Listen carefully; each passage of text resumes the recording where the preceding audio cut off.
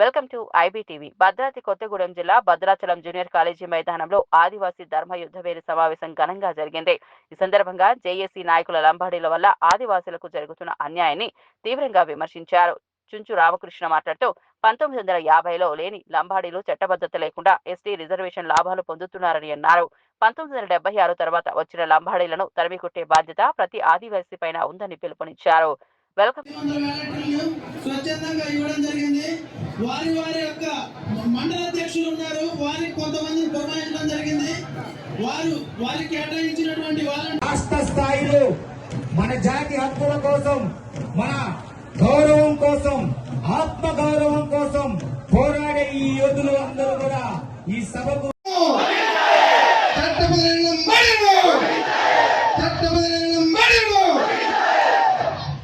అయిపోయినట్టు ఈ బ్యాగ్ పట్టుకొని ఎక్కని గుట్ట లేదు, దూరాని గుహ లేదు, మొక్కని దేవుడు లేదు.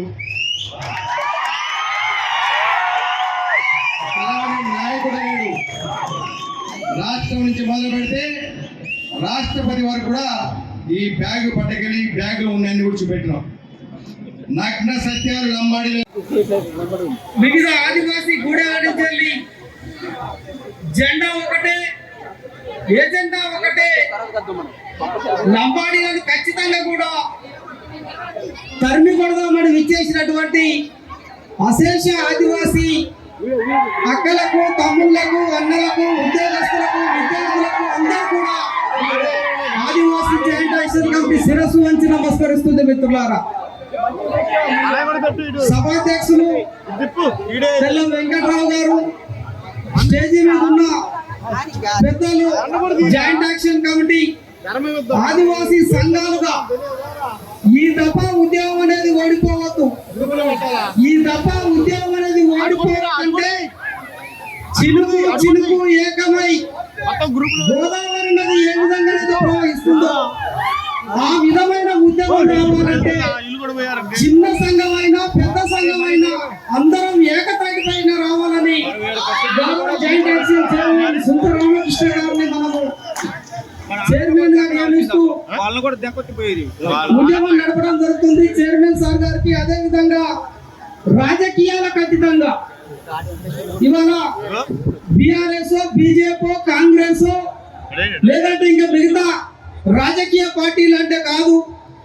వహించినటువంటి సభాధ్యక్షులు తెల్లం వెంకటేశ్వరరావు గారు, అదేవిధంగా జేఏసీ కన్వీనర్ గా వ్యవహరిస్తున్నటువంటి చుంచు రామకృష్ణ గారికి, అదేవిధంగా తుడుందెబ్బ రాష్ట్ర అధ్యక్షులుగా వ్యవహరిస్తున్నటువంటి సోదరుడు తమ్ముడు అరుణ్ కుమార్ గారికి, అట్లాగే 9 తెగలకు సంబంధించినటువంటి సంఘాల ప్రతినిధులు ఎవరైతే ఆదిలాబాద్ నుండి అశ్వరావుపేట వరకు ఉన్నటువంటి ప్రాంతంలో ఉన్నటువంటి ఉద్యమ కార్యాచరణలో నిమగ్నమైనటువంటి సంఘాల ప్రజాప్రతినిధులకి, అట్లాగే మీరందరూ ఆలోచించాలి.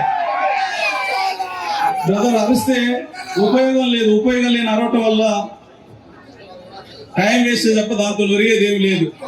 అందుకని మాట్లాడడానికి మీరందరూ అవకాశం ఇవ్వాలి.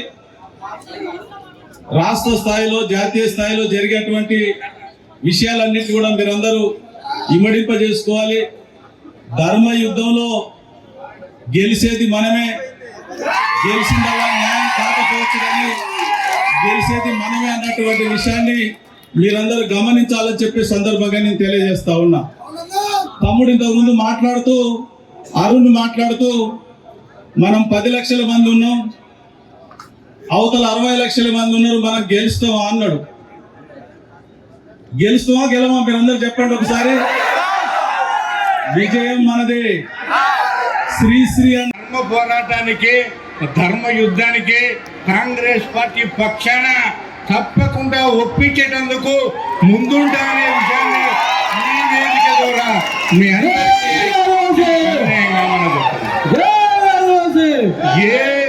ఏ పార్టీలైనా, ఏ వ్యవస్థ అయినా, ఏ సంస్థ అయినా కోరేటువంటి కోరికలు న్యాయమైనవి కనుక తప్పనిసరిగా కాంగ్రెస్ పార్టీకి క్షుణ్ణంగా వివరించి, క్షుణ్ణంగా చెప్పి మా ముఖ్యమంత్రి రేవంత్ రెడ్డి గారికి, మా ఉప ముఖ్యమంత్రి బట్టి విక్రమార్క గారికి ఈ విషయాలన్నింటినీ క్షుణ్ణంగా కూలంకుషంగా చెప్పి ఒప్పించే విధంగా ప్రయత్నం చేసే దాంట్లో ముందుంటామనే విషయాన్ని మరోమారు మీ అందరికీ నేను తెలియజేసుకుంటున్నాను. అంతేకాదు తమ్ముడు అరుణ్ కుమార్ గారు మంచి వక్త, అన్నిటి మీద సంపూర్ణంగా మీ అందరికీ సవినయంగా చెప్పడం జరిగింది. అంతేకాదు మా బావమర్ది సుంచా రామకృష్ణ గారికి కూడా దీని మీద ప్రత్యేకంగా మన తెగల మీద మన కులాల మీద మన తండ్రులు కులాలు అన్నిటి మీద సంపూర్ణంగా మీ అందరికీ వారు చేసిన ఉద్యమాన్ని వారు చేస్తున్న పోరాటాన్ని అంతా కూడా మీ అందరికీ చెప్పడం జరిగింది. వారికి కూడా నేను ప్రత్యేకంగా ధన్యవాదాలు తెలియజేస్తున్నా మన ఆదివాసీ సంఘాల తరఫున. నేను కూడా ఒకటే అంటున్నా, అయ్యా ఈ రాష్ట్రంలో ఉన్నటువంటి న్యాయబద్ధమైన కోరికకు అన్ని పార్టీలు కూడా సహకరించాల్సినటువంటి తరుణం ఆసన్నమైందనే విషయాన్ని